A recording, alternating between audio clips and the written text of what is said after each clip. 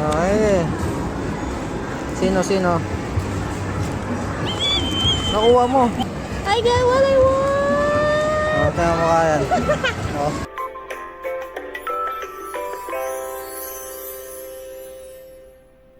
Hi besties, this is Emily and welcome to my vlog! Hi guys, here we are at SM San Pedro. So ayan, pagpasok namin, may nakita agad ko yung mga cute na plushies at ang dami nila, Diyos ko Lord. So ayan, marami kami nakita mga Vocaloid at itong mga random like si Gojo and stuff. Ito ang aking nabili dun sa shop na yun. Mini Converse! Matching Converse! So ayun, eme lang. Ito ang outfit for today. Ang cute, all black. So ayan, may nakita akong Cinnamoroll! So ayan, pumunta kami ng Quantum kasi we're bored. Phantom! So, ayan, marami kami nakitang gacha. At ito ang aking napili, which is itong mga sleeping Pokemon na gacha machine. So, ayan, ano lang kami ng token dyan, naglabas. Tapos, later, ito na ang mga tokens!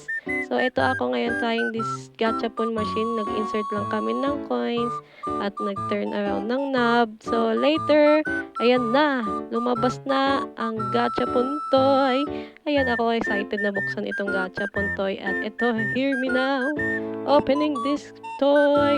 So, dalawang gusto ko makuha, which is si Minon tsaka si Riolu. So, without further ado, so, ayan, nakuha ko si Minon, guys. Ang cute niya sobra. Ayan, may pang characters to collect. So, ayan, may pang Doraemon na gacha po na tinay namin.